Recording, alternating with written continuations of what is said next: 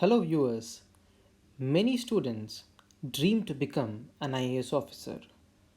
So today I'll be explaining you all that you need to know about the UPSC Civil Services exam pattern, the eligibility and the processes to clear the UPSC examination.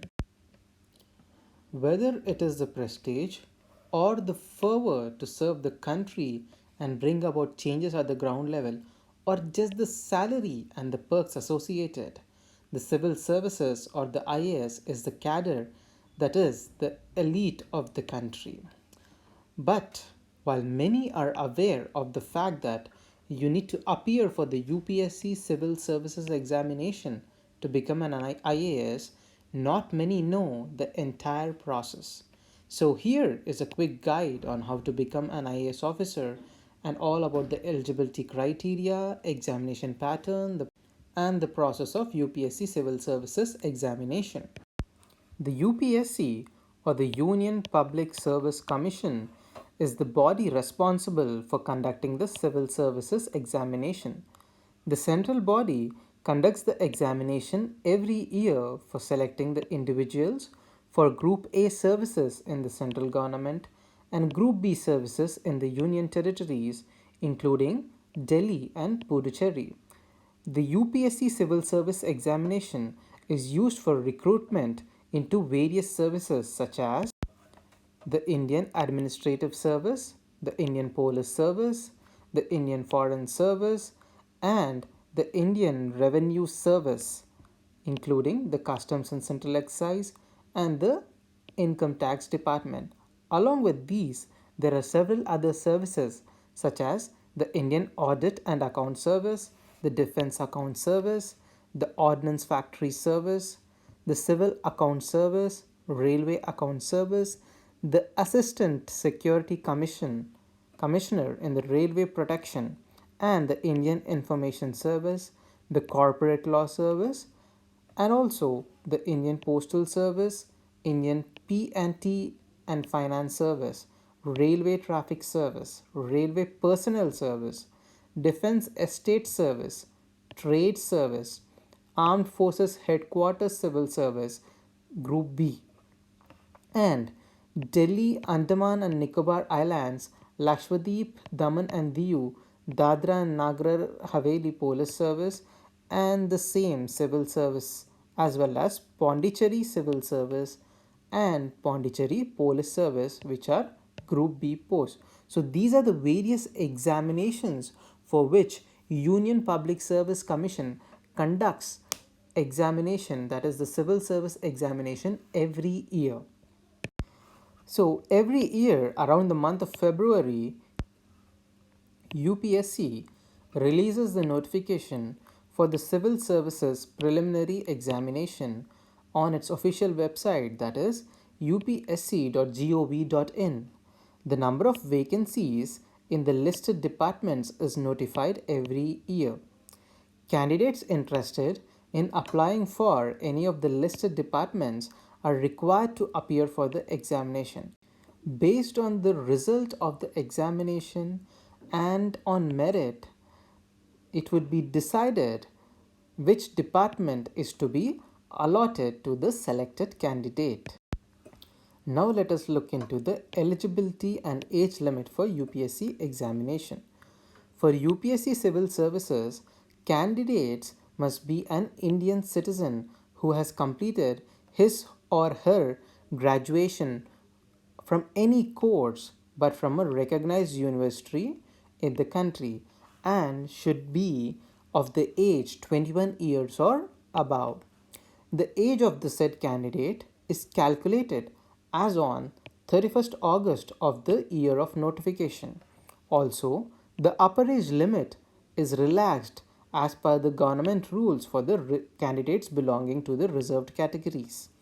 It is important to note that for the IAS, IFS, and IPS, the candidate must definitely be a citizen of India. Candidates who are subject of Nepal, Bhutan, and Tibetan refugees with the necessary certificate from the Government of India are not eligible for the posts of IAS, IFS, and IPS examination. So, depending on the category that a candidate is applying under, there are maximum number of attempts a candidate is allowed for UPSC Civil Services examination. For the general category or the unreserved category students, the maximum number of attempts is 6 till the age of 32 years. For the other backward classes or the OBCs, the maximum number of attempts is 9 till the age of 35 years. For the persons with physical disabilities, the number of attempts is 9 till the age of 32 years. For the SCs and STs, there is no limit on the number of attempts until they attain the age of 37 years. From the release of the notification to the final result declaration, UPSC Civil Services selection process takes about 14 to 15 months. The examination is divided into three broad categories or stages, such as the first stage is the preliminary examination, which is an objective type paper consisting of multiple choice questions. The preliminary examination is usually conducted in the month of June and is the first step in the selection process. So, this prelims examination consists of two papers, that is, paper 1 is general studies paper consisting of a whole range of subjects such as Indian polity, economy, history, geography, current issues, international issues, and events of national importance. So, the candidate who is going to get a certain number of marks in this paper, and if he reaches the cutoff given by UPSC, then such candidate is eligible for mains examination. Also, the prelims examination consists of paper 2, that is the civil services aptitude test. The civil services aptitude test is only qualifying in nature, that is, if a candidate secures 33% of the total marks of in the CSAT paper, then he is eligible to be considered for the evaluation of the general studies paper 1 so as to qualify for writing the mains examination. So thus, candidates who qualify the preliminary examination only can appear for the mains examination. Next, the civil services mains examination is usually conducted in the month of September.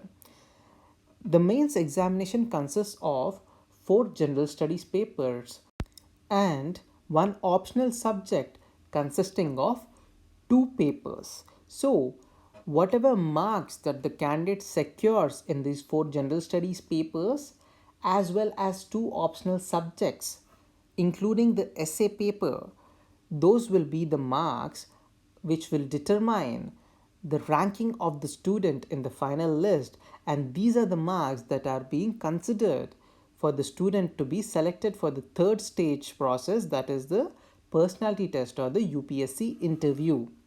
Also, in the mains examination, there are 2 language papers which are only qualifying in nature. In this, English and another regional language are the language papers. After the mains examination, all the candidates who qualified for the written or mains examination are then invited for the interview round, that is the personality test. So, in this personality test, a candidate's aptitude as well as personality is judged by people of immense experience consisting of academicians and bureaucrats. So, after these 3 stages, the marks obtained by the candidate in the UPSC Civil Services Mains Examination and the personality test are aggregated to create the merit list. If the candidate wishes to become an IAS or join the IFS or IPS, it is important to find the slot in the very top of the merit list given out by the UPSC. Usually, about top 45 candidates get an opportunity to join the IAS in the general category. This cutoff depends on the actual number of vacancies notified that year by the UPSC when the notification is released. So, Through this merit list, UPSC is recommending the candidate to the government to be recruited as a civil servant. So, friends, to put it in simple terms, that is the process that a candidate has to go through to become an IAS officer. So, we would also like to inform you that you can log into our website, that is www.aksias.com, and you can find a student portal tab